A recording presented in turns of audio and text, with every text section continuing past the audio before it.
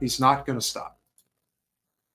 And to his audience, which I'm guaranteeing is probably a lot of those Zionists that we just saw, this is what he has to say about people hating the Jews. He's really going there.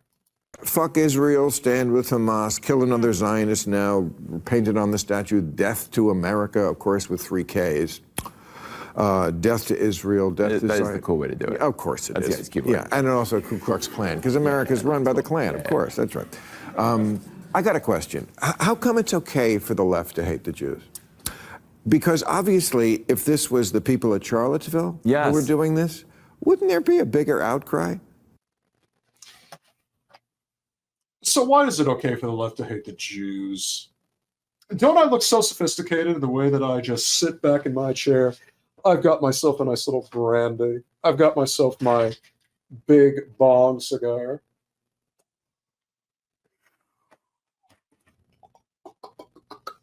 You people, haven't you noticed how much smarter I am because I have these wonderful glasses that I wear every day?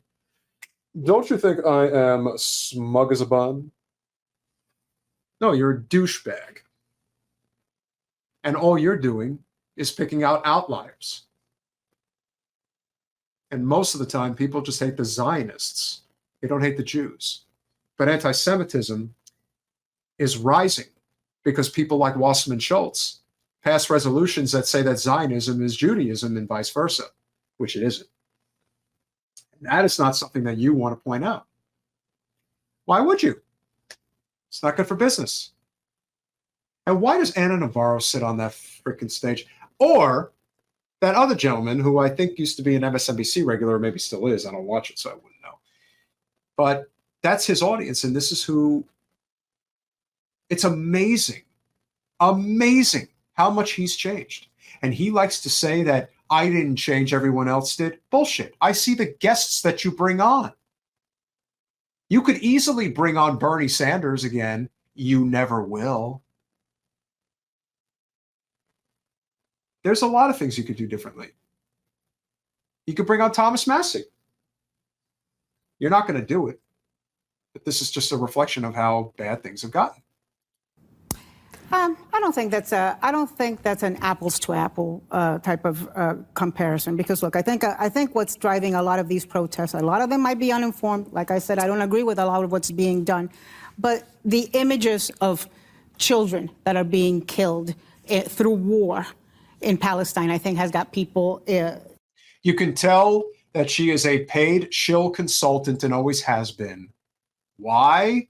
Because she chooses her words very carefully. She doesn't say that it's a genocide. She says it's a war. It's not. And is trying to seem like a sympathetic figure, but she isn't. She is a total grifter of the highest order. But then again, she was a... I wonder why she's not on The View anymore. Reacting in a certain way. But people are forgetting that this started because of what happened on October 7th.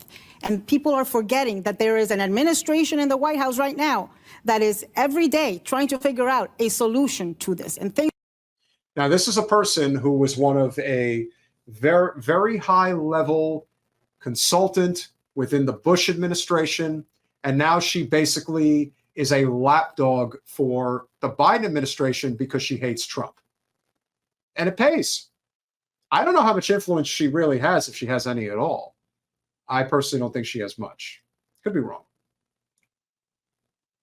But I will say, when you say that this conflict started on October 7th, you're just a paid shill. That's all. You have no moral standing. You have no effect. How could you? All you're doing by doing that is ensuring that more kids get killed. That's it. This would be far worse without Anthony Blinken, who's, I think, aged 20 years in the last 8 months, going out there on a daily basis trying to get a peace agreement, a truce. But what's going on is very upsetting and very horrifying. And I'm not defending anyone's actions. But with these these college kids are doing that we're excusing because they don't know what they're talking about, as if a Yale education isn't better than whatever's happening for these tiki torch IT guys who are in Charlottesville. They know what they're doing and they know what they're saying, and we think it's cute because they don't look threatening because they're like comparative lit majors at Yale, but they have way more power than the people in Charlottesville. These are people who are going to I think it's just run the because it's country. coming from. What a douchebag. Sorry, Joel. Even if I ever met you in a political circle, I'm sorry, but you're a douchebag. And the way that affluent liberals like to talk about people, it's and you wonder why Trump is so popular. You wonder why he's likely going to be the president again. It's so incredible. It's amazing how they disrespect regular people. And of course, Bill frames it as it's the left. The left. Everything is team sports now. Are you kidding?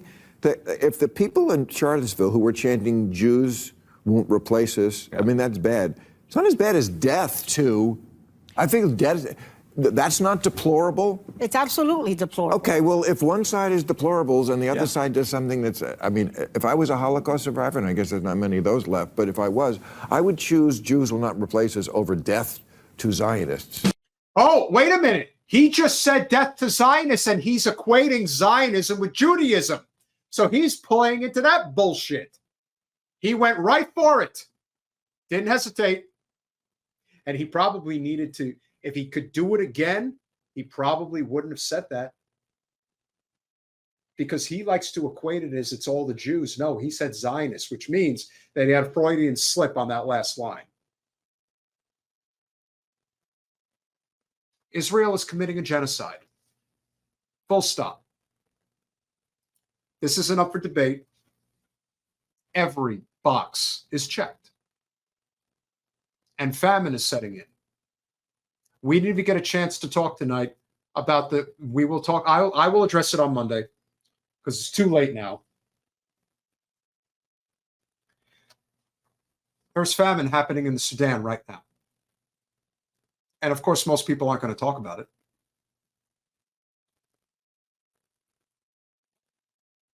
We're living in a